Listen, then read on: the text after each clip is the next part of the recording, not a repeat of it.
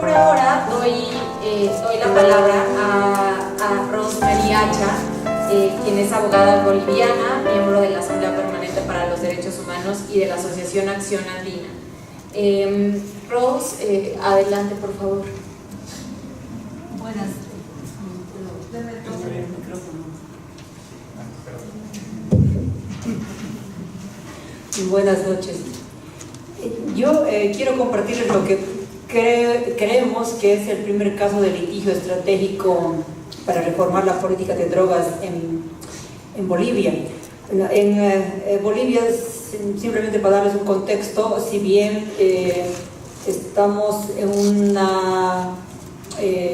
un proceso de revalorización de la hoja de coca en sus usos ancestrales, ha habido una reserva por la cual Bolivia ha vuelto a la Convención del 61 referida al masticado de la hoja de coca.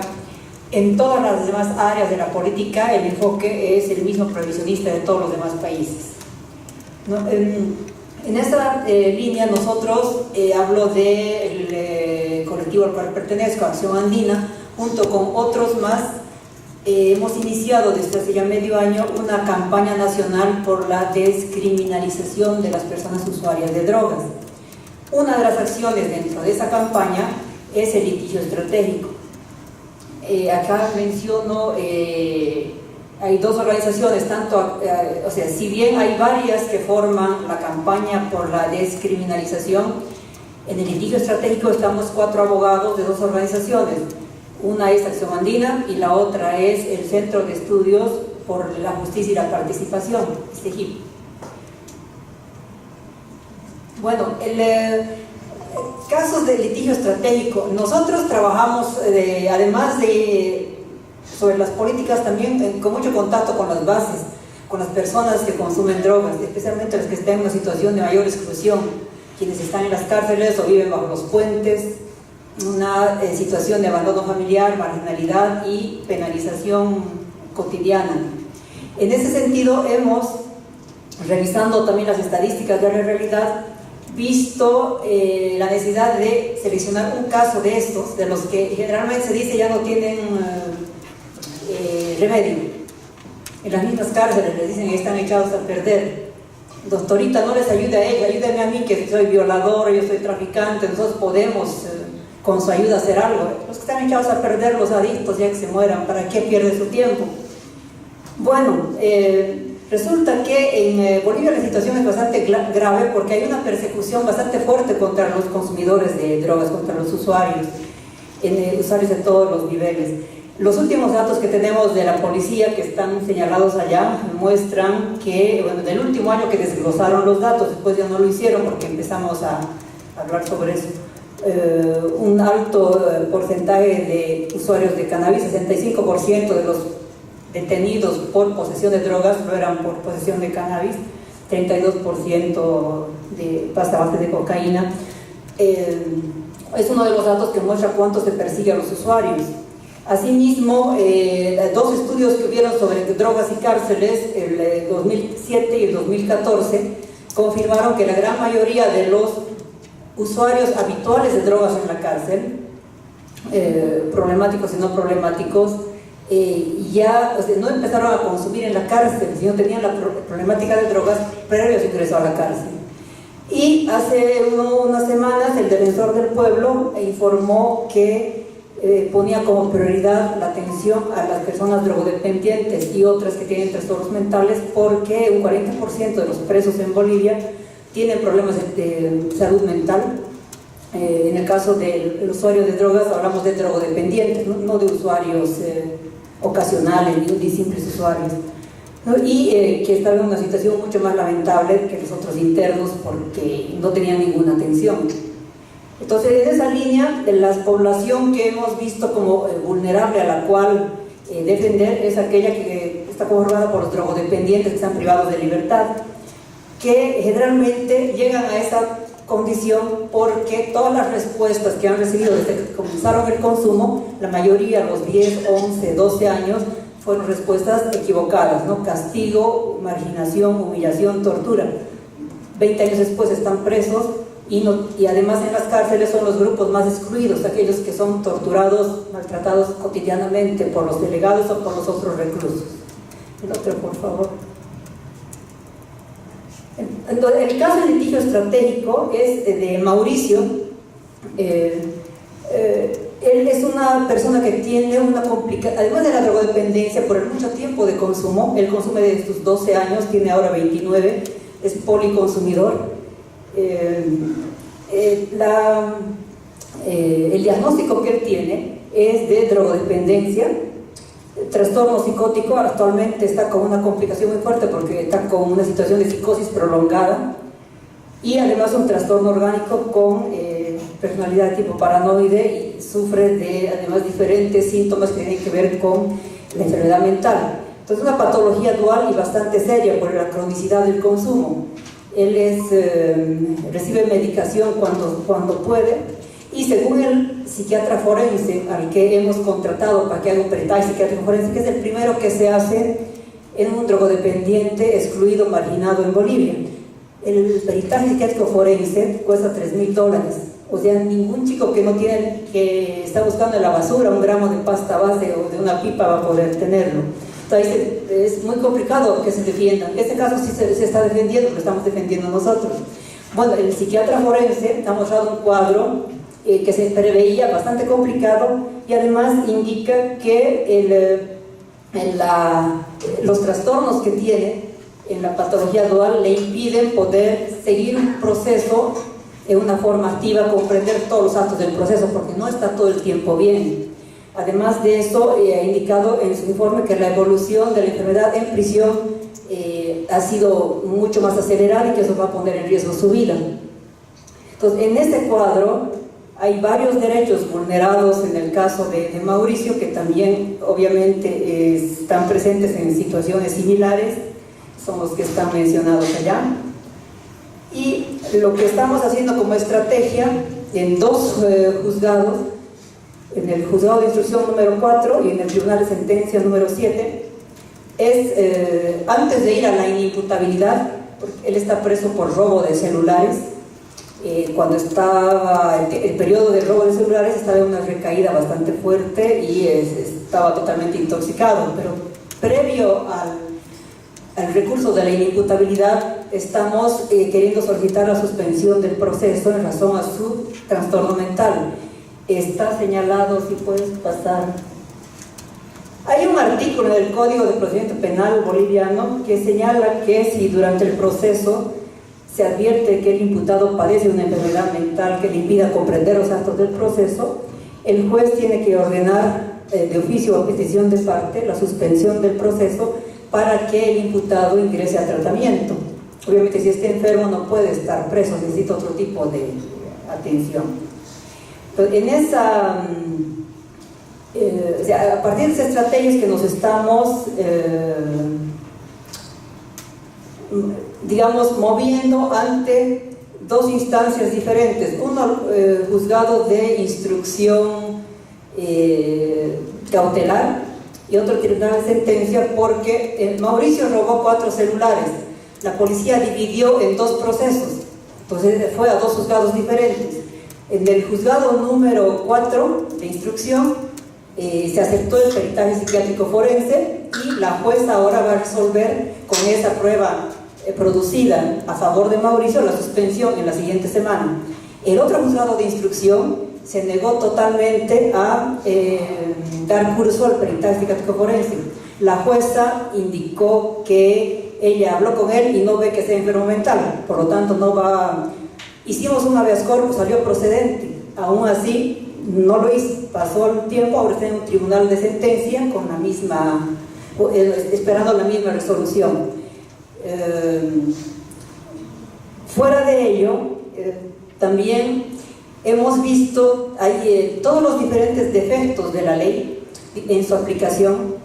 Por ejemplo, un proceso se extingue ya el tiempo de la etapa preparatoria en el juzgado de instrucción y había que pedir extensión de la pena. Solicitamos porque no había acusación fiscal, no nos responden durante 10 días. 10 días después aparece un requerimiento fiscal de acusación. Bien, pero ¿qué pasó? Bueno, lo presentaron durante el plazo, o sea, hace 10 días, pero en una provincia recién no llegó. Entonces aceptamos ese, no el de ustedes, piden la extinción por que ya pasó el plazo, y no aceptamos eso y lo mandamos a proceso penal. Aparte, el hecho de que con diferentes argumentos, notificaciones, etcétera, tanto las juezas como los fiscales han hecho caso omiso al peritaje psiquiátrico forense que ha determinado la enfermedad mental de Mauricio y la necesidad urgente de tratamiento, porque si no corre en riesgo su vida. Ese es el caso en concreto. En los siguientes días estamos esperando las respuestas del tribunal y del juzgado que están viendo el caso. Si no son respuestas positivas, entonces vamos a proseguir con el litigio. ¿Es todo en general? Gracias. Gracias, Ros. Le voy a dar la palabra ahora a Sebastián Arias, quien es abogado penalista, criminólogo, psicoanalista y ha sido defensor público en Costa Rica, entre muchas otras cosas. Adelante, Sebastián. Muchas gracias, buenas tardes. Bien, para aprovechar el tiempo al máximo, quiero empezar diciendo que se nos planteó la pregunta de cuáles han sido los logros en materia de políticas de drogas mediante el Poder Judicial en la región. Para ello, en el caso de Costa Rica, voy a hacer mención a don Mario Cerda Salazar. Lo he titulado El caso de un horticultor canábico en Costa Rica, y para ello voy a hablar de la incidencia, riesgos, retos y acciones futuras, empezando por una breve reseña de lo que fue su proceso penal, del cual fui abogado defensor. Para introducir el tema, quiero decir que en Costa Rica se despenalizó el consumo de sustancias psicoactivas desde el año 2001. Esto es por el señor Mario Cerda Salazar, que es un abogado, colega, y él parte de dos artículos, tal vez si podemos ver acá en la pantalla, el artículo 46 de la Constitución Política de Costa Rica, que establece la libertad de agricultura e incluso menciona que no se puede restringir esta libertad como derecho fundamental, ni siquiera a través de una ley. Y por otro lado, el mismo artículo habla de los derechos de los consumidores, entre ellos el derecho a la salud, al ambiente, a la seguridad, a la protección de sus intereses económicos, a recibir información adecuada y veraz, y a la libertad de elección y un trato no discriminatorio, sino equitativo. Don Mario ve este artículo y ve también el siguiente, que está en la otra diapositiva, que es el artículo 28.2 de la Convención Única sobre Estupefacientes de 1961, que excluye expresamente el cultivo hortícola de cannabis del ámbito de aplicación de la Convención, que es a la vez lo que está regulado en la legislación costarricense. Teniendo eso presente, don Mario decide, y aquí es donde empieza el calvario, decide cultivar donde está la estrellita abajo en la fotografía del mapa, justo a escasos 50 metros de la Corte de Justicia de la ciudad de Alajuela, en la segunda ciudad de Costa Rica. Y lo hace en un lugar público. Entonces, se imaginarán la cobertura mediática que pudo generar el caso cuando teníamos un abogado que estaba cultivando cannabis a vista y paciencia de los policías, no solo de los transeúntes, sino también de la misma policía que tiene su sede en el mismo edificio de la Corte de Justicia. Esto hace que a don Mario, podemos pasar a la siguiente diapositiva, se le abra un proceso penal. El primero inicia con un allanamiento en abril de 2013, donde se le decomisan las 9 plantas que tenía. Nunca logró cosechar, esto es un detalle interesante. Van a ver la cantidad de plantas que se le decomisan a lo largo de los distintos allanamientos que se le practicaron. Él nunca logró cosechar, nunca logró aprovechar las plantas como él quería. Sin embargo, este primer allanamiento se le sobresee el caso, se le archiva, porque se dice algo que en mi experiencia fui fiscal de la República también durante casi 10 años, luego me hice defensor público, también estaba ahí casi 10 años, y fui profesor también en la Universidad de Costa Rica en la materia de Derecho Penal Especial, es decir, la que ve los delitos. Y siempre entendimos que para que se configurara el delito, por lo menos en la legislación costarricense, de cualquier delito de narcotráfico, era necesario no solo demostrar las acciones que se describen en el artículo, sino también la finalidad de que esa acción tuviera una predisposición a el giro comercial o el tráfico de las sustancias involucradas en la trama. Entonces a él se le sobresee y vienen posteriormente 4 allanamientos más. Tal vez nos devolvemos. En el segundo allanamiento, ahí está el dato, son 38 plantas, no se le detiene ni es acusado. Y ya para este segundo allanamiento, la policía envía a agentes encubiertos o colaboradores de la policía para intentar comprarle y demostrar que él es un traficante. Pero él siempre dice, no, esto es para mi consumo personal y no le voy a vender a nadie. No se le detiene, sin embargo se le allana su propiedad, su casa, y se le decomisan 38 plantas. Posteriormente, en un tercer allanamiento, ya en diciembre de 2014, son 40 plantas las que se le decomisan, y ahí incluso la fiscalía se opone a que se le practique el allanamiento. Es la policía la que, al ver otra vez las plantas y al tener en los medios de comunicación masiva la noticia de abogado sigue cultivando marihuana en Alajuela, y a la vista y paciencia de todo el mundo, dice, tenemos que volverle a allanar a este señor. La fiscalía se opone en un principio, sin embargo, de una forma totalmente oscura, existe una decisión de la Fiscalía General, la máxima autoridad del Ministerio Público costarricense. No la suscribe nadie, simplemente se dice por orden de la Fiscalía General, se pide el allanamiento, se rechaza y finalmente se le vuelve a allanar, esta vez 40 plantas que tampoco logró cosechar. Y es a raíz de ese tercer allanamiento, ahora sí, en la siguiente diapositiva, que se le toma por primera vez una declaración. Y él ahí dice que su intención es empezar un movimiento para liberar el uso racional de una planta en provecho personal y social. Y él habla de los fines alimenticios y medicinales, no solo de los usos psicoactivos, que obviamente también pues era parte de su intención, siempre como consumo personal. Se le allana una cuarta vez, en febrero de 2015, otras 7 plantas, y aquí sí la cosa se complica, porque con ocasión del allanamiento anterior se le había impuesto una medida cautelar de prohibición de cultivar. Entonces era un absurdo, porque si él estaba tratando de hacer valer su derecho, la medida cautelar, o sea, ni siquiera la pena o la sanción venía a ser más grave en la medida que venía a limitar precisamente ese derecho. Entonces, al él incumplir, y en este cuarto allanamiento con el decomiso de estas 7 plantas, se le dicta prisión preventiva, que finalmente es revocada en apelación, precisamente bajo el mismo discurso de que no había una probabilidad de delito al no existir una demostración o ningún elemento de prueba de que eso él lo hiciera para el tráfico. Viene un quinto allanamiento, después de que él es puesto en libertad, donde se le decomisan, como él dice, bueno, ya me detuvieron, me ordenaron prisión preventiva y sin embargo me dejaron nuevamente en libertad y está claro que esto no es delito. Ya ahí sí cultiva 85 plantas. Estamos hablando de plantas de 2 centímetros hasta casi 3 metros, pero no se imaginan tampoco que para ese entonces era la gran plantación industrial. Sin embargo, como ocasión de este allanamiento sí se le ordena prisión preventiva, y esto se da por casi 4 meses y medio. Ahí es donde yo entro en escena, porque ni siquiera la misma defensa pública que él tenía, los abogados que tenía, podían entender cómo este señor era tan majadero que hasta se exponía a ir a prisión simplemente porque le gustaba mucho una planta.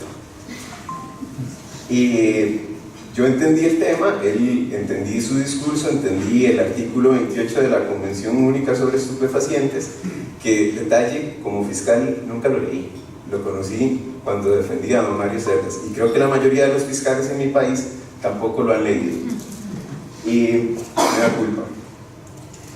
Se da este último allanamiento, y con ocasión de este se le acusa por 4 delitos de cultivo ilegal, que eso implicaba la posibilidad de la pena máxima de 50 años de prisión, a medida de que la pena en Costa Rica va de los 8 a los 18 años, y eran 4 independientes. ya sumado. Aquí creo que en el tema del litigio estratégico es donde vale mencionar que yo entendí que la atracción mediática que tenía el caso hacía necesario precisamente utilizar a la prensa, pero en sentido inverso. O sea, la misma prensa que estaba dando la noticia diciendo es una barbaridad que este señor esté cultivando, utilizar la difusión que le estaban dando al caso más bien para decir, bueno, es que sí está cultivando porque no está cometiendo ningún delito. Y por eso logramos que la Defensa Pública de Costa Rica dijera que respaldaba el cultivo de marihuana para uso personal. Obviamente nosotros no lo pusimos así, simplemente dijimos que no era delito, pero que vean qué interesante, al lograr conseguir aliados estratégicos en la prensa, este es el diario de mayor circulación en el país, el periodista reinterpretó el discurso y dijo algo que a nivel de lo que es el cambio en las políticas de drogas es mucho más fuerte de lo que realmente nosotros estábamos diciendo, porque no estábamos respaldando el cultivo, ni incentivándolo, ni mucho menos, simplemente diciendo lo que habíamos dicho a lo largo de años de que esta acción no constituía delito. En la siguiente diapositiva tenemos que él va a juicio, se le absuelve, yo creo que en gran medida gracias al apoyo que se dio ya no solo de la prensa sino de las mismas redes sociales, porque la gente estaba a la expectativa de que se le absolviera y se celebró en un alto porcentaje de la población, especialmente canábica, que a este señor se le absolvió. Bien, posteriormente se apeló el caso, se confirmó su absolutoria y se dejó en firme en junio de este año. ¿Qué tenemos? A partir de este caso, la prensa titula: se deja en firme absolutoria de abogado que sembraba marihuana, Fiscalía pierde la batalla contra el abogado.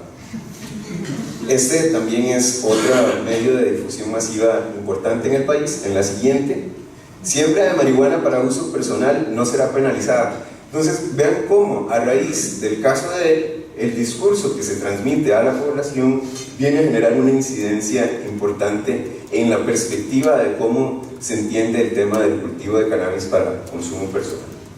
Esto nos lleva a la última parte de mi exposición, que es ¿qué logros tuvimos? Bueno, informar a la población civil, judicial, policial sobre la finalidad de tráfico como requisito del delito.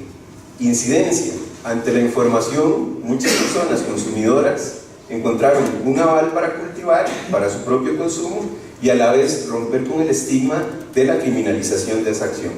Limitaciones: no tenemos una política general que garantice el derecho a cultivar, a pesar de que sí tenemos la normativa que fue lo que dio inicio a la quijotada de don Mario Cerdas. Otra limitación: nuestra jurisprudencia no es vinculante para los demás casos. Otra limitación: se visibilizó el tema del cultivo para autoconsumo, pero el objetivo principal que tenía este señor de desentrabar los fines industriales permitidos como fibras, semillas, alimento, no se habló nada. Queda pendiente además el tema medicinal, especialmente lo que yo llamo el medicinal informal, es decir, lo que no es medicamentos registrados. Retos y oportunidades: la presentación de acciones y demandas jurisdiccionales y trámites administrativos creo que sí puede conducir a la materialización de derechos ya existentes. La coordinación de acciones de litigio estratégico más allá de la defensa penal creo que es indispensable, porque el caso y la intención de don Mario Cerdas, como vemos, no dio todo el resultado que él pudo haber esperado. Hay una gran interrogante, y creo que se ha hablado poco en estas conferencias, que es el tema del interés de la industria privada. Lo vemos como tabú, pero definitivamente cualquier acción humana tiene que ver con negocio, y si no se rompe el tabú también de hablar de negocio, creo que no vamos a poder dar un paso adelante. En síntesis, el litigio estratégico es una opción versus las acciones estatales prohibicionistas y represivas, y ver la utilización como la de este señor. Y además creo que debo destacar la importancia de la difusión de la información que generó un caso como este. Con eso concluyo. Muchas gracias, Sebastián. Creo que nos dejaste muchas preguntas, pero muchas gracias por la exposición.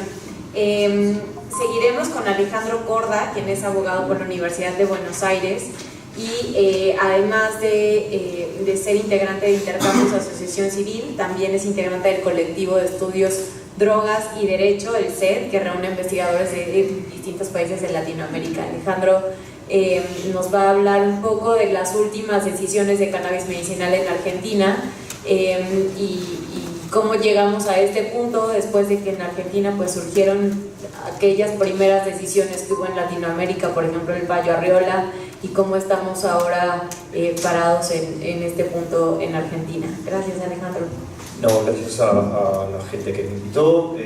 Buenas tardes a todas las personas presentes. Voy a hablar un poco de esto que dice ahí, digamos, unas acciones de amparo que fueron consecuencia de la limitada ley de cannabis medicinal que Argentina sancionó en el 2017. Siguiente, por favor.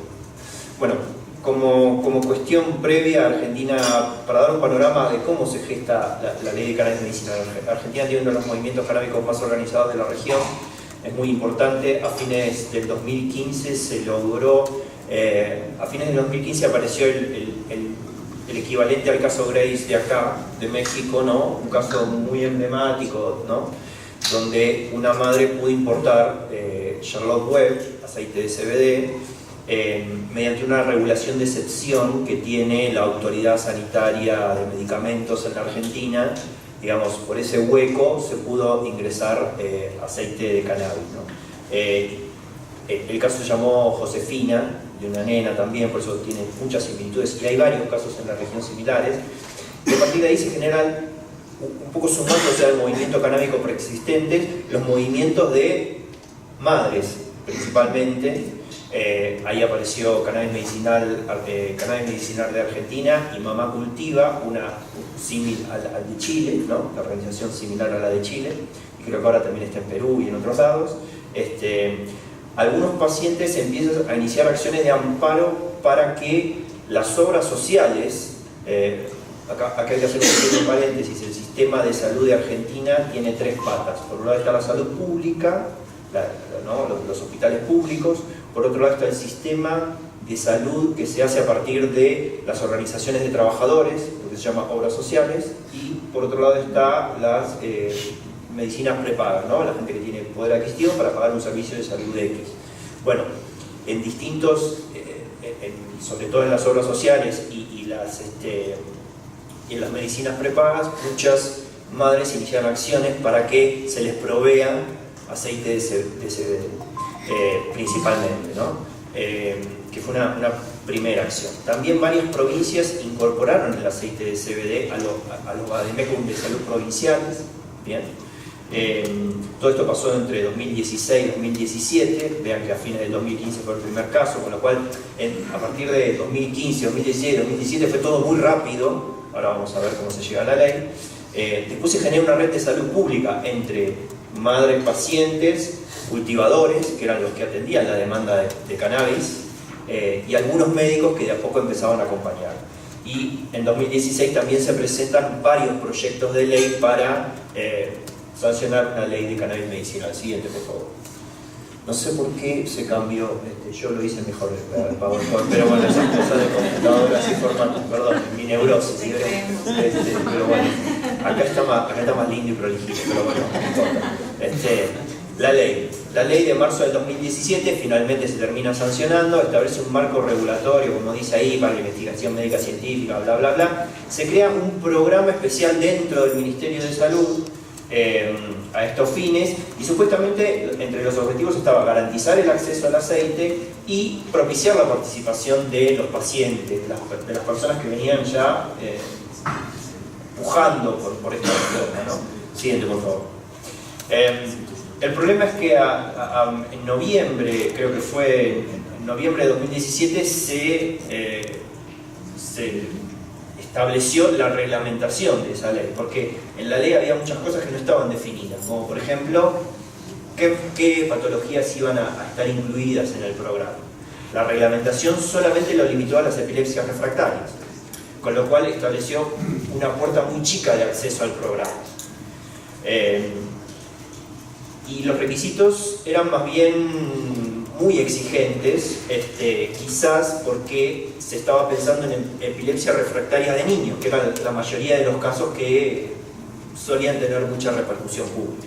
Pero claro, la utilización de cannabis con fines medicinales y terapéuticos era mucho más extensa, con lo cual la mayoría de la gente seguía quedando fuera de lo que proponía la ley, de este programa que proponía la ley. Por otra parte, tal como se implementó, el programa parecía privilegiar una determinada forma de cannabis, que era el aceite importado. Este mismo Charlotte Webb, cuando la experiencia de las personas que pujaban por la ley era mucho más amplio.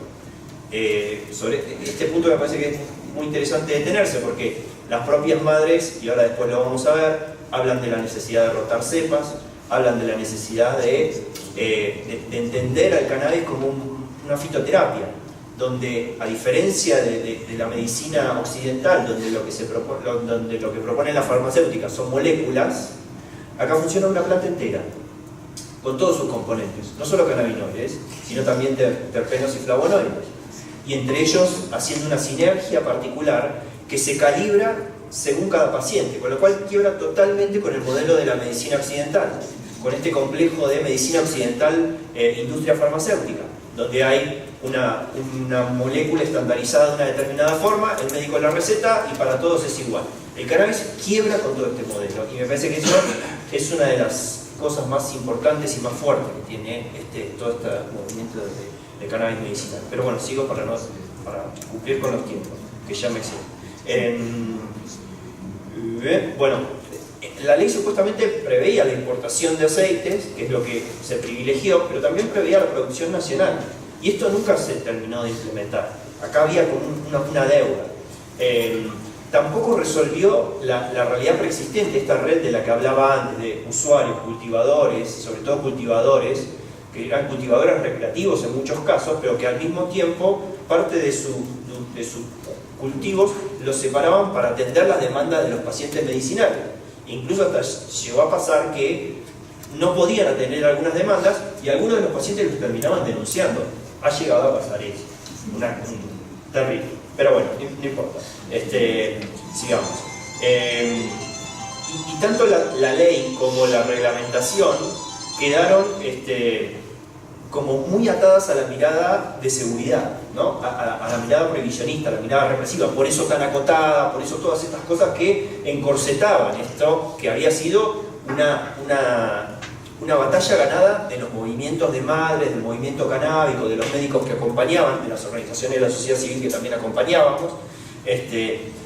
Y la gran cuestión era que todos aquellos que no entraron por esa pequeña puerta que estableció la legislación quedaban ante el riesgo de ser alcanzados por la ley penal. Ante esto es que en el 2018 empezaron a llover, por lo menos hay 3 casos hasta el momento. Siguiente por favor. Sí, ahí.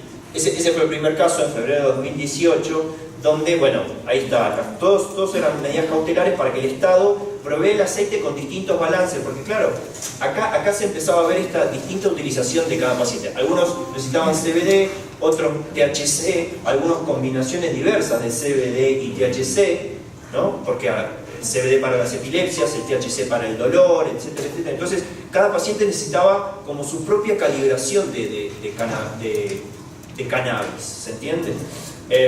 En este caso era un niño de 6 años con neurofibromatosis, que es se le aparecían cánceres en todo el cuerpo y le producían epilepsia, es uno de esos casos medio terribles.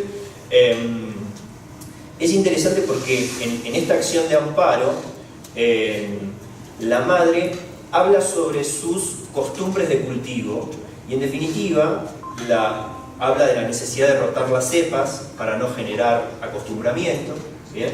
Entonces la madre dice algo así como: mire señor juez, yo necesito para atender a mi niño la cantidad de al menos 4 plantas de distintas cepas. Y no solo eso, también necesito esquejes, porque la planta, para saber si es hembra y la que produce la flor con la que voy a hacer el aceite, necesito hacer muchos plantines, ¿no? Con esquejes, ¿no? Digamos, para que saber en un determinado momento si es macho o hembra. Entonces, efectivamente, los beneficios, acá los beneficios fueron corroborados por varios médicos, etc. Y en este primer caso se autorizó a cultivar 12 plantas adultas y 40 plantines sin sexar. Digamos, eran en total 62 plantas. O sea, digo esto porque en general, cuando se hacen los allanamientos en materia penal y después los levantan los medios de comunicación, si hay 60 plantas, se habla de laboratorios de marihuana o de este tipo de barbaridades, pero no es más ni menos que las prácticas que tienen los cultivadores. Y esto me parece que es muy interesante. El fallo incorpora las prácticas de los cultivadores. En el siguiente caso fue en julio del 2018, también lo mismo, los amparos son bastante parecidos. En este caso, un niño de 7 años con síndrome de Tourette, otra patología que no estaba en la ley y la reglamentación. Se plantean los limitados alcances de la ley. Se plantea el riesgo de ser alcanzado por el sistema penal, esto está en casi todos, y se autoriza a los abuelos a cultivar la cantidad necesaria para exclusivo uso medicinal, y se notifica al Ministerio de Salud para que efectivamente asuma la obligación de proveer debidamente, porque el problema era que lo que se proponía mediante la ley y la reglamentación era muy distinto de lo que necesitaban estos casos. Estas cepas particulares con estos balances de CBD y THC, ¿no? Algunas personas lo vaporizan, entonces no me sirve el aceite. El Charlotte Web, el aceite de CBD, sirve para determinadas cosas, pero no sirve para todo. Para estos casos no servían, porque necesitaban balances de CBD y THC. Entonces quedaron afuera. La última fue en septiembre del 2018 y también es algo parecido. Acá hay que mencionar, en Argentina hay una asociación que se llama Asociación Pensamiento Penal. Ahí hay un amigo que se llama Mariano Fusero, que tal vez algunos de ustedes lo conozcan, que promovieron un modelo de amparo, y creo que, y si no me equivoco, en este último caso lo utilizaron para hacer el planteo. Sí, ya termino, ya es la última. Y en este caso colectiva, porque eran 8 madres, finalmente terminaron autorizadas 6, y se intimó a que efectivamente el Estado cumpla con lo que dice la ley en cuanto a que cultive. El cultivo se establece a 2 organismos que tienen que ver con investigación y con desarrollo de agropecuario, ¿bien? Se indica que ellos tendrían que cultivar, se los intima a que efectivamente se concrete eso, y bueno, y también, nada, otros requisitos que se incorporen al programa y demás. Lo último, y con esto cierro, es que este último fallo fue el único que se recurrió. Son todas medidas cautelares, ¿no? O sea, se supone que se hizo un planteo, hay una resolución pendiente, digamos, para hacer lugar a que se pueda cultivar, y esto es una medida cautelar hasta tanto se resuelva la cuestión. Uno solo de esos casos se apeló y ahora estamos esperando, pero los otros 2 no, y supuestamente esas madres ya están cultivando, más allá de que el recurso no impide cuestiones legales, no importa, pero, digamos, esto todavía está en venta. Gracias. Gracias, Alejandro.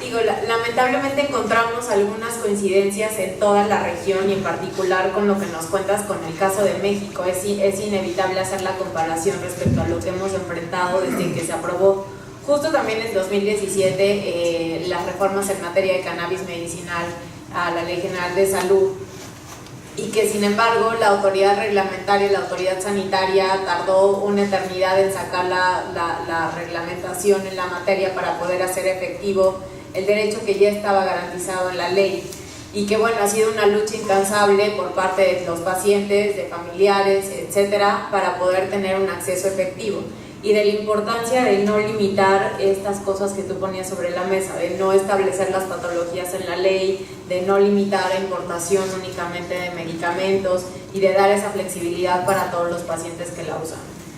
Pero sí me parecía importante como hacer este paralelismo, porque sin duda, si nos vamos enfrentando a problemas similares, sabremos, uno, qué cosas evitar para quien venga, para los países que vengan después a buscar una regulación en la materia, y 2, también por dónde atacar en caso de que sea planteada así la regulación.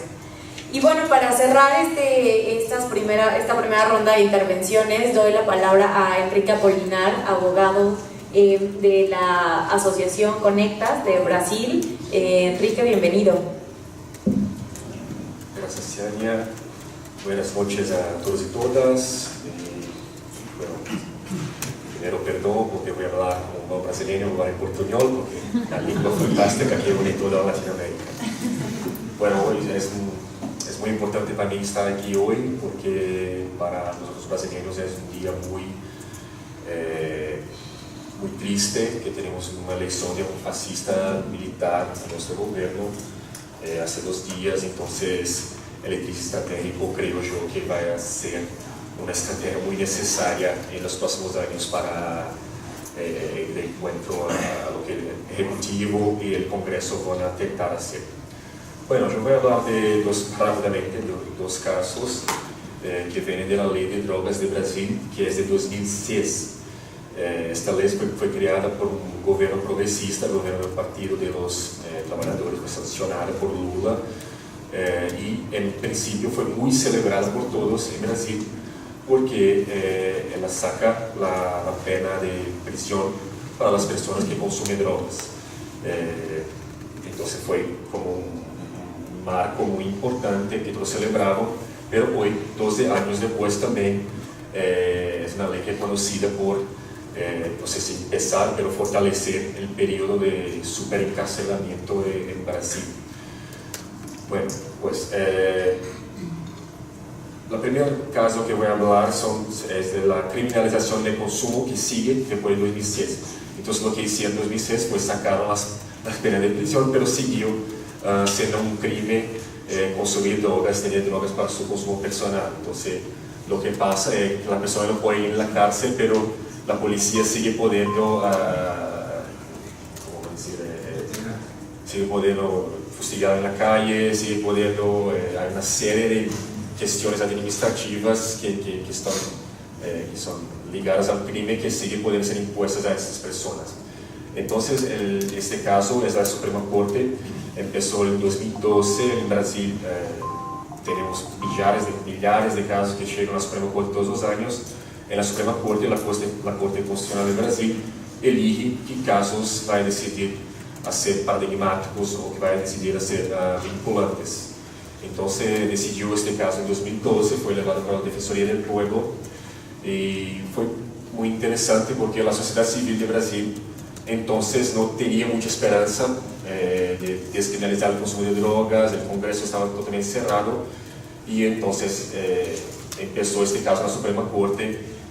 Y el primer punto que voy a traer es que este caso fue muy importante y es muy importante hoy porque ayudó a la sociedad civil de Brasil a se organizar, ayudó a la sociedad civil que vio que la discusión estaba siguiendo rápido a se organizar. Después de este caso, en 2014, se funda, por ejemplo, la plataforma brasileña de política de drogas, que es una organización más importante en Brasil hoy, para Conectas hace parte, con más de 30 organizaciones que hoy están intentando llevar adelante la reforma de la política de drogas en Brasil.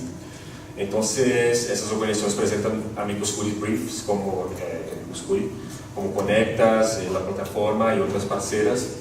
Y en 2015 el caso comienza a ser juzgado por la Suprema Corte. El primer juez hay una opinión, las 11 jueces, entonces necesitamos 6 jueces con una opinión. Y su opinión es por la descriminalización de todas las drogas. El artículo 28 de la ley de 2016 va a estar inconstitucional básicamente por el derecho a la privacidad y la imposibilidad de criminalización de alto daño. Muy importante también fue en ese juzgado fue el periodo que estaba pasando en Brasil con casos muy emblemáticos de violencia en cárcel, una cobertura mediática fuerte del encarcelamiento en masa, prisiones que estaban completamente con sobrepopulación. Sin embargo, las personas que el uso personal de drogas no pueden llegar a la cárcel, pero fue también como usado ese superencarcelamiento, fue usado de una manera muy emblemática, de manera muy simbólica para conducir este caso. Entonces el primer juez tuvo una decisión muy interesante, pero lo que se siguió fue que los 2 próximos jueces quieran más progresista que ese primer juez. Empezaron muy bien, hablando bien de la salud, de todo, pero terminaron por separar la marihuana de todas las otras drogas. Entonces solamente mantuvieron la descriminalización de la marihuana y continuaron con todas las otras drogas, van a continuar criminalizadas. Y uno de los jueces, que era uno de los jueces hasta entonces conocidos como ser los más progresistas de la corte, él dice que, por ejemplo, las personas que consumen crack se tornan cuerpos sin alma. Él dice eso en la Suprema Corte y mantenió su decisión de mantener criminalizadas todas las otras drogas. Y lo que pasó fue que el cuarto juez, que pidió más tiempo para analizar el caso, y ya estaba con el caso a algunos meses, en un trágico accidente de avión, él murió y fue sustituido por nuestro entonces ministro de la Justicia, que es un ministro de la Justicia que tiene una ligación muy fuerte con las fuerzas de seguridad, ministro de la Justicia del gobierno que fue puesto después del impeachment de Dilma Rousseff en 2016, entonces una persona muy conservadora, que ya fue filmado en Paraguay en una zona de policía federal con un facón portando plantas de marihuana, una persona muy caricata. Entonces estamos hoy esperando desde 2016 para que siga el caso. Entonces lo que estamos haciendo desde 2016 es utilizando ese caso como una simbólica para continuar el debate de reforma de política de drogas en Brasil. Y de facto es tenemos unos avances muy interesantes recientemente. Por ejemplo, asociaciones de madres que están buscando, que ya tienen como esta, por decir, ya hay una fuerza por trás, que pueden mostrar ese caso a las autoridades, pues saben que, bueno, al menos la marihuana va a ser despenalizada en el futuro próximo. Asociaciones de madres empezaron a conducir amparos y lograr éxito en obtener acceso a CBD, también la plantación de marihuana para la salud. Hoy hay ya 2 asociaciones que están plantando marihuana y produciendo CBD y otras cosas para consumo de la salud. Y también la opinión pública que va evoluindo, que va desarrollando más rápido por causa de eso. Hay hoy algunos proyectos de ley en el Congreso que también ya están intentando, para lo bien y para lo mal, ser más rápidos que la Suprema Corte para hacer algún tipo de descriminalización de marihuana y otras drogas. Y el segundo caso que voy a hablar, bueno, volviendo a 2016, 12 años de celebración de esta ley, pero lo que pasó también fue que la ley aumentó la pena mínima para personas que producen y venden drogas de 4 para 5 años. Y 4 años en Brasil es un marco muy importante porque es el marco de las sentencias alternativas, cuando la persona puede ser no enviada en cárcel. Bueno, en 2016 teníamos 30.000 personas en el cárcel por delitos de drogas. En 2016 teníamos 210.000 personas encarceladas por delitos de drogas. Entonces 7 veces más personas encarceladas en 10 años. ¿Y por qué no pasó eso? Por causa de este aumento para 5 años y también porque el delito de tráfico es considerado un delito hediondo, un delito de la ley de crímenes hediondos, que dice básicamente que no puede haber sentencias alternativas, no importa cuál fue la pena impuesta en la sentencia, que esas personas tienen que ser puestas en la cárcel antes de su sentencia, si fueron presas en flagrante. Entonces causó todo ese encarcelamiento en masa en Brasil en los últimos 12 años. ¿Y qué son las personas que están hoy en cárcel por delitos de droga en Brasil? La media, la gran mayoría son personas con menos de 100 gramos de drogas, sin armas y también jóvenes sin antecedentes criminales. Y hay un pequeño dispositivo en la ley de drogas que impuso hizo desde 2006, que impuso una reducción de pena para las personas que venden drogas, pero que no tienen antecedentes y ni conexión con organizaciones criminales, que son, todas las pesquisas mostraron, la gran mayoría. Bueno, pero como sigue siendo un crimen hediondo, los jueces mismo con esa reducción que puede llegar hasta una pena mínima de 1 a 8 meses, entonces puede ser sustituida, los jueces, por ser un crimen hediondo, seguían encarcelando a esas personas. Entonces 2016 es un caso hasta entonces desconocido que ya tenían, que ya estaba solamente en la Suprema Corte también, solamente un juez positivo y 3 jueces ya diciendo que era un caso que debería seguir como un crimen hediondo. Nosotros descubrimos ese caso, no es un fecho vinculante todavía, y presentamos a amicus curiae, hicimos campañas de prensa y cambiamos la decisión de 3 jueces en la Suprema Corte, y finalmente en 2016 logramos que este tipo de tráfico no sea considerado un crimen hediondo, entonces puede encontrar las sentencias alternativas.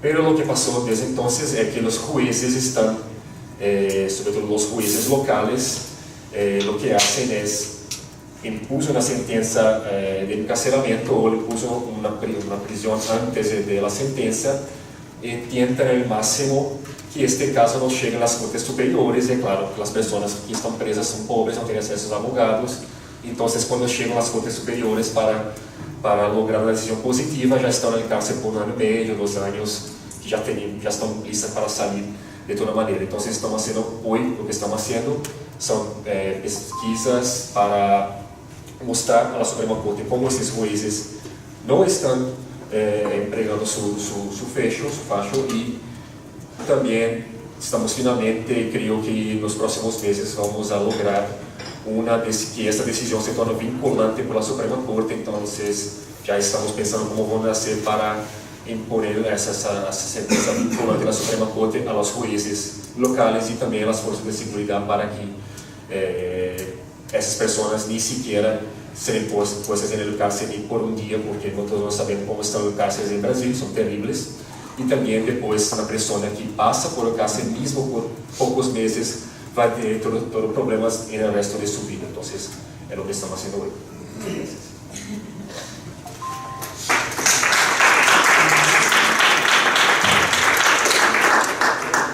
Gracias a ti, Enrique. El portuñol nos une siempre. Pues nada, experiencias muy diversas y experiencias muy ricas.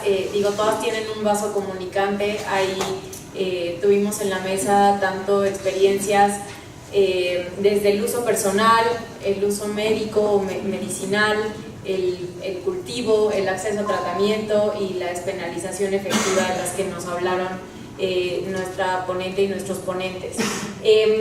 Yo quería poner sobre la mesa algunos puntos que encuentro en común, y el primero de ellos es que, pues creo que esta mesa lo que deja claro es que los temas, o muchos de los temas en materia política de drogas, son, además de una cuestión de seguridad y de justicia y de todos los temas que los cruzan, son sobre todo una cuestión fundamentalmente de derechos y de derechos de todas las personas, ¿no?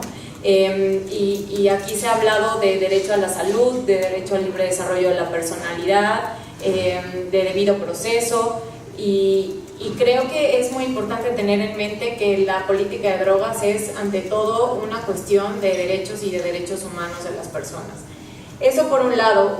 Un segundo punto que me pareció muy importante de las ponencias fue este reconocimiento de las limitaciones que puede tener el litigio, e incluso litigio estratégico. Es decir, aunque se avance en la dirección correcta, hay un límite hasta donde podemos llegar, y hay un punto en el cual ya la incidencia para transformar a lo mejor eso en política pública o en un alcance para todas las personas, pues es hasta cierto punto limitado. También otra cosa que se puso sobre la mesa es, bueno, las diversas herramientas con las que contamos. Se habló desde el amparo colectivo hasta la presentación de amicus, la creación de jurisprudencia de la que nos habló Andrés. Es decir, tenemos las y los abogados unas herramientas bajo la manga de las cuales podemos hacer libre disposición, hasta donde muchas veces la imaginación de Y esto me lleva como a poner las siguientes preguntas sobre la mesa, no es para ninguno en particular, sino más bien para quien quiera responderlas. Pero la primera es justo sobre la incidencia. ¿Hasta dónde podemos llegar? ¿Hasta dónde el litigio estratégico puede convertirse o puede empujar a que los cambios se transformen en un beneficio para un número amplio de personas y no únicamente para las y los quejosos de los casos en particular, y que se transforman a lo mejor en política pública o en un cambio en la ley, etcétera? Dos, que nos cuenten un poco su experiencia de cómo hacer que el litigio estratégico no es una cuestión aislada, es decir, no es solamente un grupo de abogados y abogadas trabajando como en su computadora haciendo demandas a granel, sino que ya lo mencionaban aquí, el papel de la opinión pública, la presentación a lo mejor de amicus por parte de otras organizaciones de la sociedad civil, y en fin, el papel de la prensa o de los medios, cómo puede jugar a favor o en contra de nosotros. En tercer lugar, yo sé que ya son muchas preguntas, pero en tercer lugar tuvimos un punto en común prácticamente en todas las presentaciones, y es que nos enfocamos en cannabis, es decir, nuestra agenda está fundamentalmente cannabisada. Eso está bien, eso está mal, es un primer punto, es un primer punto de lanza, hasta dónde nos puede llevar esto. Y por último, que nos cuente qué fue primero, si el huevo o la gallina, si los casos surgieron y estaban ahí esperándolos y entonces ustedes llegaron a implementar una estrategia, o si la estrategia fue primero y entonces tuvieron que encontrar el caso o los casos que necesitaban para poder llevar a cabo ciertos cambios en materia de reforma de política de drogas. Creo que con eso es suficiente para empezar. Le doy la palabra a quien quiera, y al final estamos un poco ya pasados vamos a pasarnos un poco de tiempo porque empezamos también un poco después a consecuencia de que todo viene un poco retrasado, pero me voy a dar la libertad de abrir a un par de preguntas del público al final. Entonces, si les parece una ronda, adelante Ros y Sebastián enseguida. Antes de la pregunta sobre el litigio estratégico, solo un segundo, quería referirme a esto último que has mencionado sobre la importancia del cannabis, que está permitiendo abrir la regulación en varios países. Sin embargo, hay que trabajar mucho en conciencia. Nosotros en Bolivia, dentro de la campaña, estamos haciendo un estudio sobre prácticas de consumo para en algún momento poder pelear por los umbrales cuando se despenalice el consumo de drogas.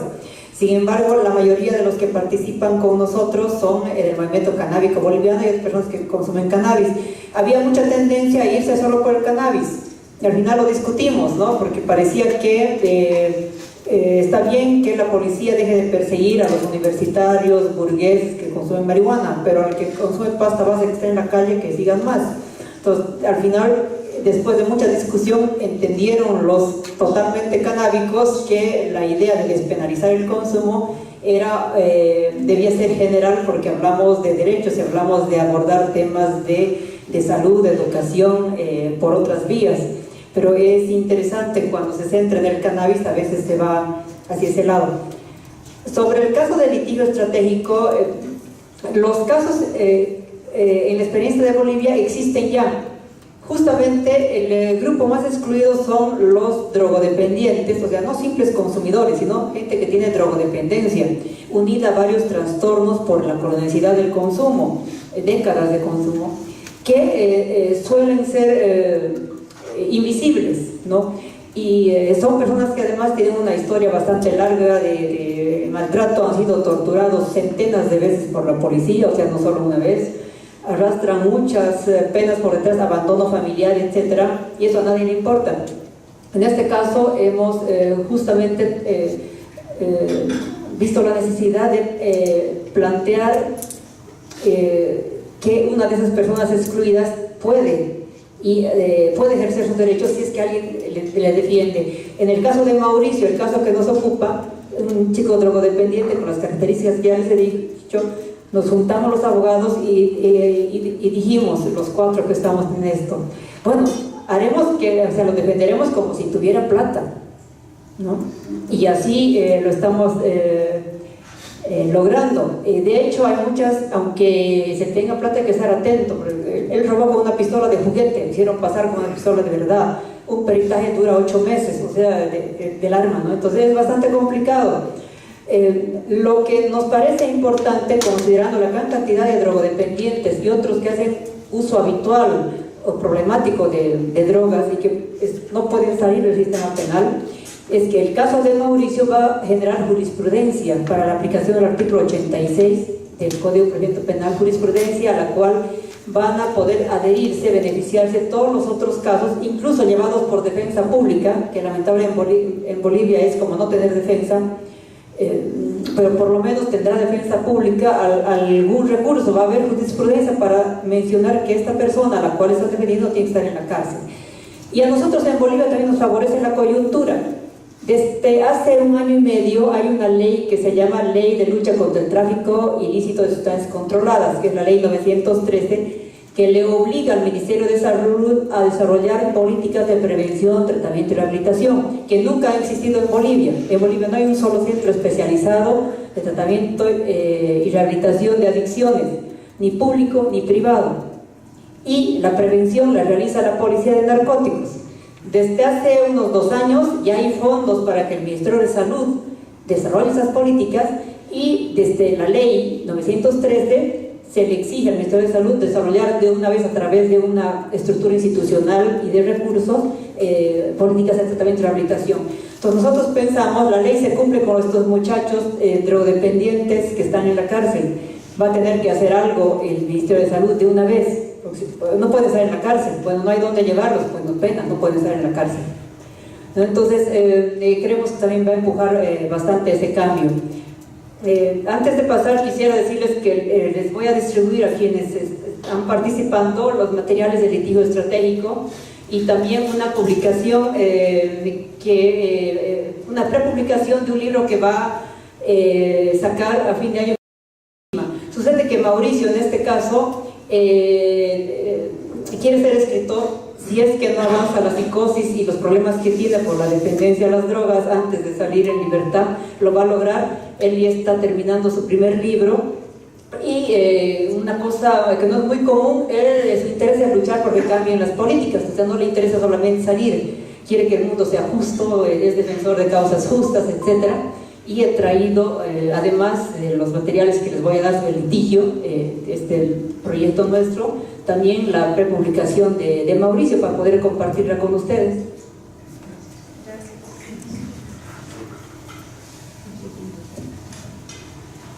Sí, bueno, tratando de hacer una síntesis de las 3 preguntas. Yo creo que ante la interrogante de hasta dónde podemos llegar, tenemos que plantearnos más bien, y sobre todo desde lo jurídico, hasta cuándo queremos dejar de reclamar y hacer valer derechos. El tema de derechos, y sobre todo si es derechos humanos, si no se ejercen, se pierden, y si no se reclaman, se invisibilizan. Y creo que más bien los casos, por lo menos en la situación particular, llegó antes el caso que la estrategia, y ese fue el problema.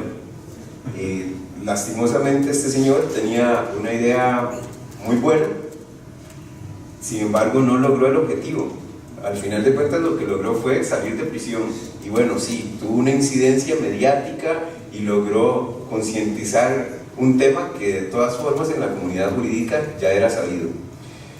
Entonces creo que más bien es importante de previo tener una estrategia, coordinar esa estrategia, y sobre todo porque la experiencia nos ha demostrado que la unión entre organizaciones de sociedad civil, y aquí quiero decir la Asociación Costarricense de Estudios e Intervención en Drogas, ACEID, que organizó incluso esta conferencia hace 4 años, nos ayudó directamente a la defensa pública, una institución del Estado, a conseguir testigos especializados, cultivadores, que por cierto no sé si vieron las fotografías y nos decían, pero este señor no iba a cosechar nada, las plantas eran malísimas, las tenía al frente del alumbrado público y eso estaba fatal.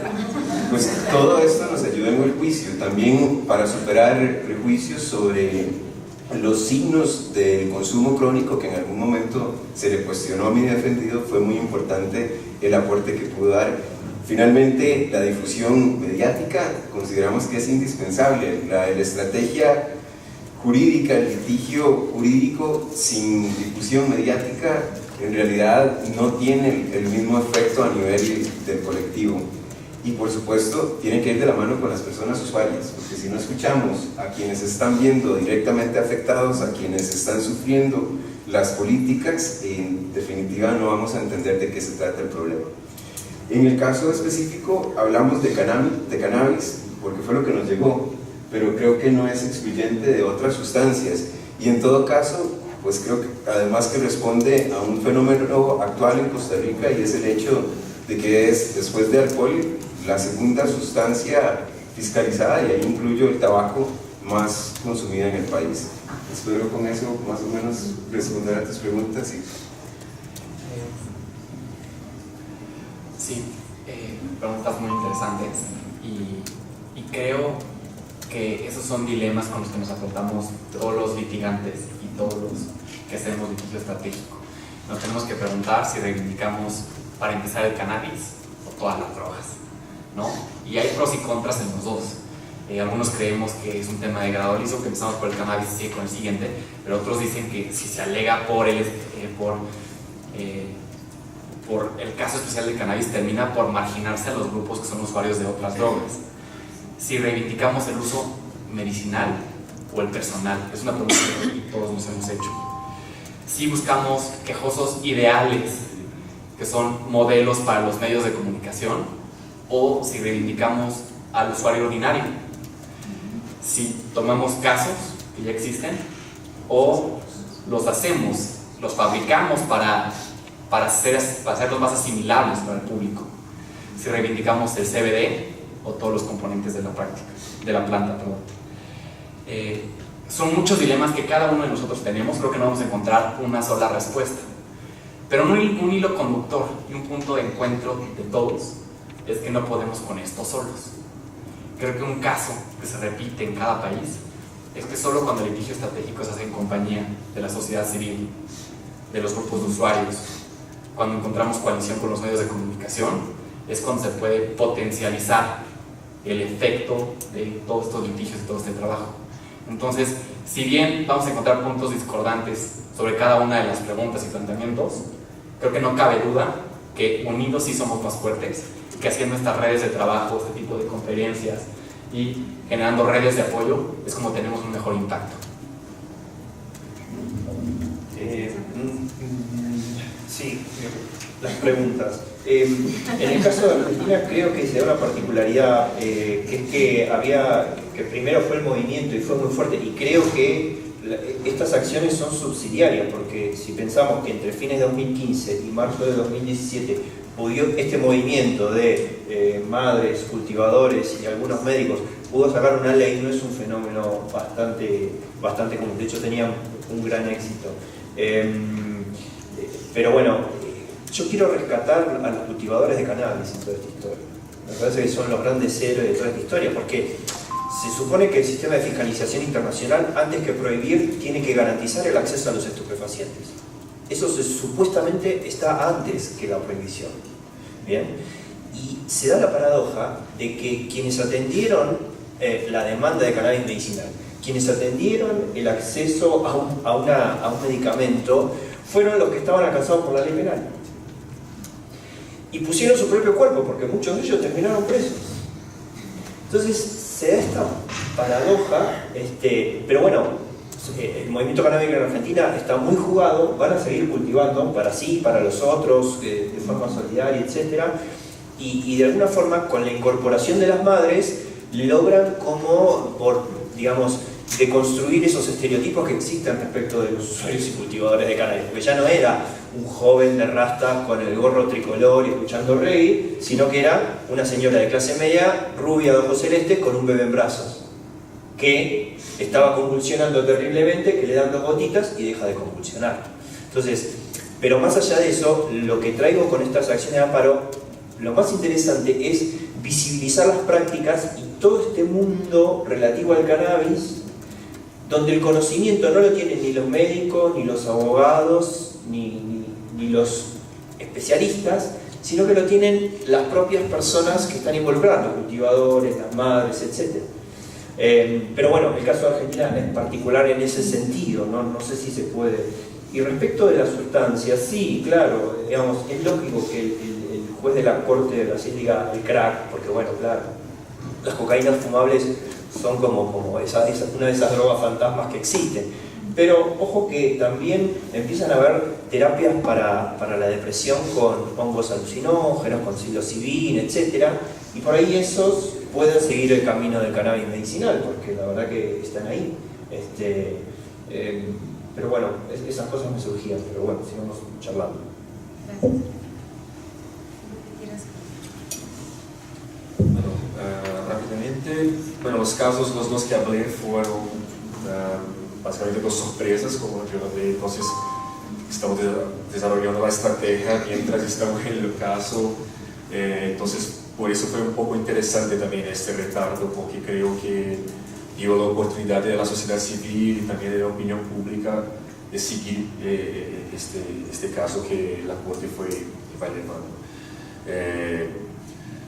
Cuanto a registro estratégico versus incidencias, sí, creo que es muy difícil saber hasta cuándo es sostenible hacer este tipo de litigio que muy lejos de la sociedad, en la opinión pública.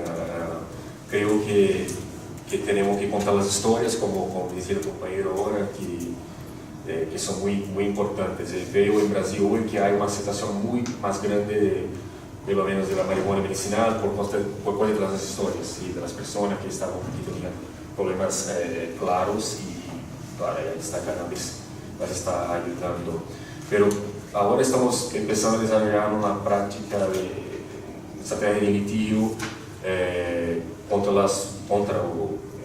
razón de las comunidades terapéuticas, que son centros de rehabilitación de personas que hacen uso de drogas, y que el gobierno está dando mucha plata para esas instituciones privadas, y va a ser muy difícil de litigar en estos casos, porque, bueno, ellos son abogados, es muy más complejo que simplemente darle o no darle un tratamiento, o descriminalizar o no descriminalizar, o sacar a las personas del cárcel porque tenemos certeza de lo que queremos hacer. Pero estos casos van a ser muy más constructivos, van a tener más cuestiones, sí, lo que haces en la comunidad terapéutica, pero qué vamos a hacer con esas personas. Entonces es un caso que antes de litigar estamos reuniendo toda esa sociedad civil brasileña que ya está hace décadas en los casos de salud mental, para ahí con ellas construir los casos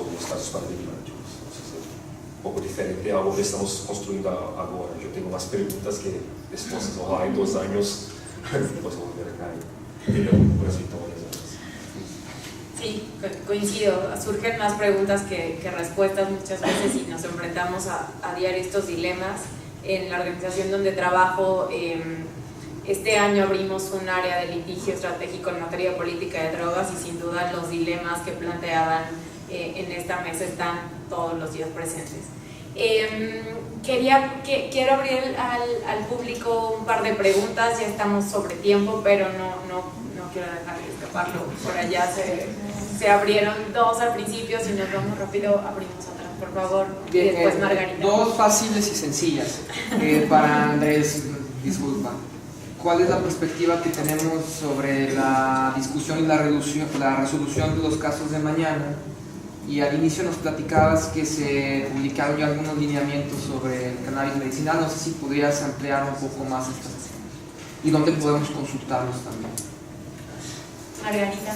Sí, bueno, pues yo soy de esas mamás que obviamos la legislación y nos ponemos a coleccionar semillas en macetas. Entonces,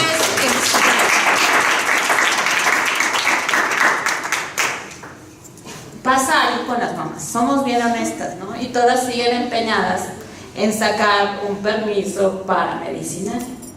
Entonces yo quiero escuchar de ustedes, ¿qué es mejor? ¿Seguir peleando por? Sabemos que nos echamos a las farmacéuticas, que nos echamos a todos estos organismos gubernamentales que quieren que en una cocina se haga con el expertise y las cosas que hacen como una farmacéutica, o mejor nos vamos por nuestro amparo para uso personal y ahí la dejamos sin darle más explicación a nadie. Gracias. Gracias. Bueno, empecemos con esas dos y ahorita, total, ya no hay nada más después de esto. Hay una disculpa que soy el único mexicano de la mesa, me engaña, pero los estamos rápido. Bueno, los casos de mañana, los proyectos son de 2 ministros de la Corte que ya se pronunciaron sobre esta materia. Entonces, al menos los proyectos no hay sorpresa, vienen concediendo el amparo a los dos. Y pues todos los integrantes de esa sala ya han hablado, entonces no debemos esperar ninguna sorpresa. Y mañana todo indica que obtendremos los amparos cuarto y quinto y que se integrará la jurisprudencia. Respecto a los lineamientos, la verdad es que no me siento muy bien opinando de ellos porque los recibimos 10 minutos antes de que empezara esta mesa. Literal. Entonces, no me tomen la palabra, pero todo indica que se están planteando requisitos análogos a los de medicamentos formales para el uso del cannabis, que son toda una serie de trabas ya pues, muy difíciles de sortear. Entonces, no es precisamente uso herbolario, uso clásico de la planta, es el uso farmacológico y medicinal de la planta que pues, genera impedimentos pues, muy altos para todas las familias y es muy lejos de lo que estamos esperando como sociedad civil. Y por último, para Margarita, pues esa es la pregunta del millón, todos nos la planteamos, ¿no? Sí. Si debemos de ir por el uso medicinal o por el uso personal, que eso podría incluir el uso medicinal. Realmente si yo puedo sembrar 10, 20 plantas porque me da la gana, pues lo puedo usar también con fines medicinales o con cualquier otro fin que se me antoje. Creo que los prejuicios para uso personal son mucho más altos que para uso medicinal. Y por eso vemos historia tras historia, como la de Grace Josefina en Argentina, Charlotte en Estados Unidos, donde se empiezan a romper barreras para el uso medicinal. Pero ojo, son las barreras y los estereotipos. La realidad es que la normatividad es mucho más compleja para el uso medicinal por todo el bagaje que tenemos y toda la industria farmacológica que lleva años estableciendo estándares que son muy difíciles de modificar.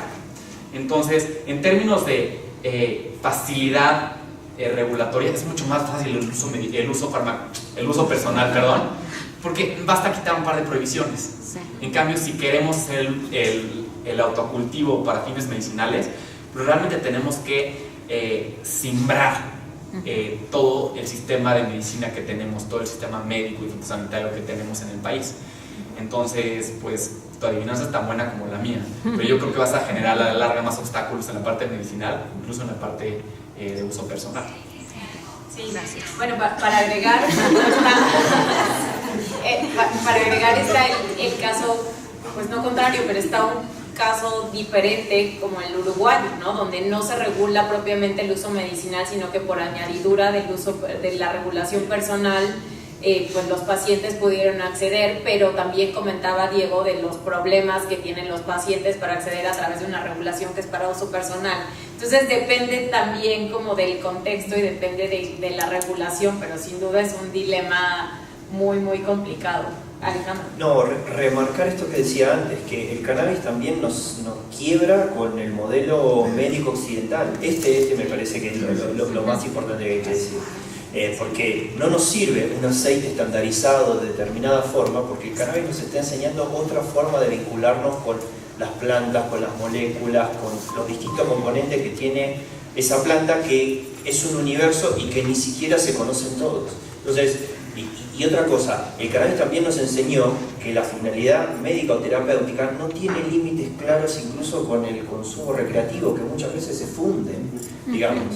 Son tantas las formas que tiene el cannabis de utilizarse que me parece que lo medicinal, lo terapéutico no siempre está del todo claro y es algo muy personal. Me parece que por eso yo rescato, digamos, yo esto que estoy diciendo lo aprendí de las madres, lo aprendí de los cultivadores, digamos, y son ellos los que tienen que ser protagonistas y decir, no, miren, esto no es así como ustedes dicen.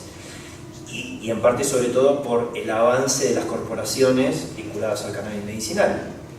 No pueden ofrecer la respuesta que ofrecen las madres que cultivan y que saben cuál cepa les resultó mejor y que saben que tienen que ir rotando de cepa porque si no generan tolerancia, etcétera, etcétera, etcétera. o que prefieren vaporizar, o que prefieren distintas formas de administración que les resultan mejor a sus efectos. Entonces, esa forma estandarizada es como que te encorseta a la visión de la medicina occidental, donde, ok, hay un frasquito con una cantidad de cosas que tenés que tomar. Y eso, el cannabis nos está enseñando que eso no ocurre más. Obviamente los médicos se resisten, la industria farmacéutica ni te cuento, y bueno, y los que hacen las leyes, etcétera, están también alineados en esa mirada. Y me parece que ese es el gran desafío para quebrar.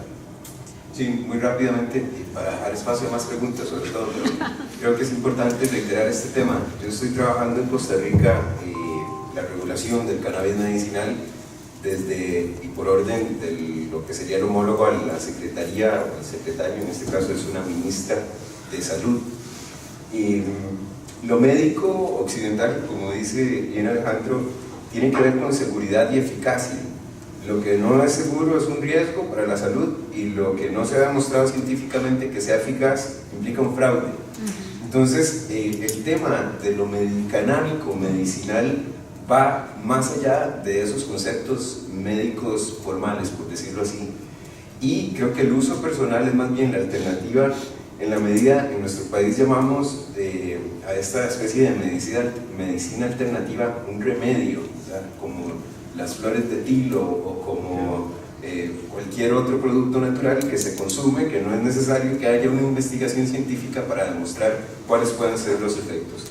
Llama la atención ahí, la Universidad de Columbia Británica en Canadá ha hecho estudios para tratar ansiedad y depresión. Ahora, esas personas que tienen ansiedad y depresión, ¿cuál cannabis consumen? No hay una receta, es una.